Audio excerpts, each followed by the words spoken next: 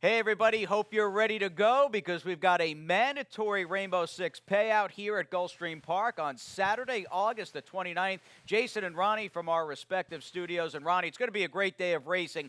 4 stakes in the Rainbow Six sequence. Yeah, we got the mandatory payout. We're trying to guess if we're going to be $2-3 million in it. You got a chance to take it down for 20 cents. Now, we'll give out our tickets and we'll move through the sequence race by race. And it begins in the 7th on Saturday. We're on the main track for the opening leg. 2 lifetime 6250 Filly Mare Claimer.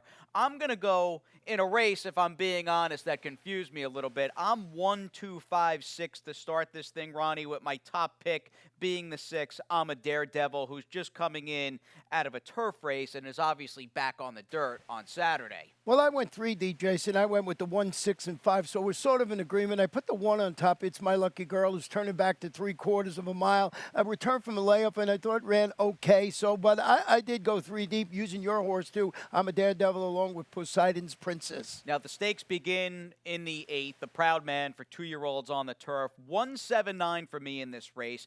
Fulmini the 7 is the horse to beat. He just was good in his turf debut for Mike Maker and seemed to be drawing away and pouring it on at the end of that 5/8 turf sprint that, to me anyway, suggested that he might not have an issue stretching out to a mile. And that is the real, I think, crux of the matter. Most of these horses have not been long on the turf. In the case of my top pick, the 1 Hot-Blooded, this horse has yet to start on the grass, but he is bred up, down, and sideways for the turf. I'm going to go 179 here in the 8th race. I went 4 deep in there, and I have the 1 and the 7 like you do, and the 9 Castle King from Maria Bowerstock. But I got a long shot here. I'm going to try and wake up with a couple of really nice workouts on the turf, and that's the 5 Valiant Thor's debuting on the turf. Been firing bullets up there at the Palm Meadows on the turf course. So I just think maybe if this horse can translate it, I'll get a price. But as you said, I think Fulmini is the one to beat. Florida Sire Stakes begin with the fillies, in fact, in the $200,000 Susan's Girl in race number 9 at 7 furlongs. And that is,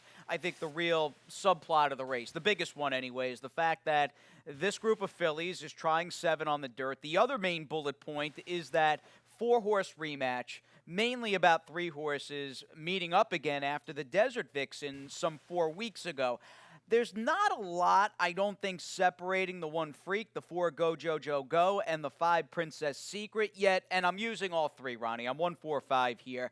Yet for the win, I missed the wedding as it goes, but I really like the way Go Jojo Go ran last time out. I know it was a sloppy track and all that, but love the way she finished up in that spot. Like her on top, but again, when you looked at this race, were you like, oh, I really love this horse out of the Desert Vixen, or are you like me thinking that all 3 of them have a realistic chance? Yeah, I used all 3 in my ticket, and I did give a slight edge to Princess Secret, who was the even money favorite in that race. Go Jojo Go closed very well, but I think the Freak could move. Still a maiden, but I think this horse can run well. I had to use all 3 on my ticket. Definitely. Now, the 10th may house a popular single for many. If you're putting in more of a modest Rainbow Six ticket, you're going to scroll down mid-pack. You get to the 5 Spanish Love Affair in this $75,000 Sharp Susan Stakes, and you've got a filly who I incorrectly thought off this dominant win that we're going to check out right now.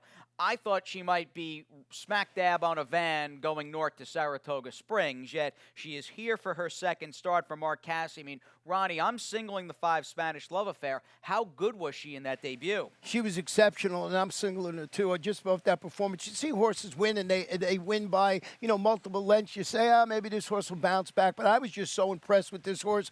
So I'm going to single this on my main ticket, maybe go back another ticket to use Can't Buy Love, a Director's Cut, but single for me with Spanish Love Affair, and you can see why. Definitely, and the other 2 fillies you mentioned, they are the main danger. It might be a bit of a gap with those going against the Spanish Love Affair, but again, if she gets beat, I think it's Director's Cut or Can't Buy Love that pulls off the upset. Anyway, the 11th race is the $200,000 Affirmed, and much like the fillies in the Susan's Girl, you've got that rematch off the Dr. Fager here back on that sloppy track on Saturday, August the 1st.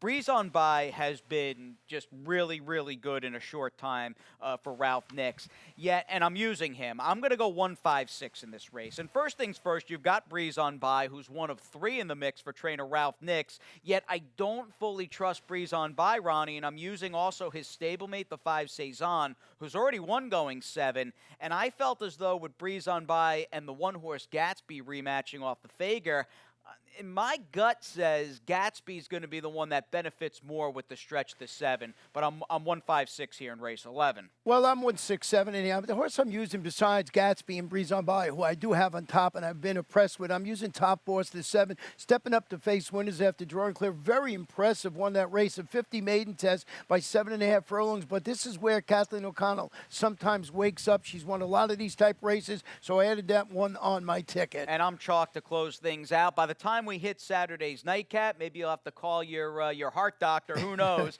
But I'm chalky here in the last race, Ronnie. I'm just going to go 6-7 with the maker horse, with Edgar, the 6 time for trouble, and policy option when it comes down to it is the horse they're all going to have to get around for Safi and Miguel. Yeah, using those 2, but I also threw in the number 9, Duchessoir, was a lightly raced 5-year-old, claiming tag sliced in half for Armando. This is a son of Animal Kingdom, so 3 deep for me in the final leg. All right, 6-7 for me to clock things out in the Rainbow. 43.20 my ticket. What's your ticket, Ronnie? $64.80. All right, best of luck, everybody. It's a mandatory payout in the Rainbow here on a big day, a 12 race, Saturday, August 29th at Gulfstream.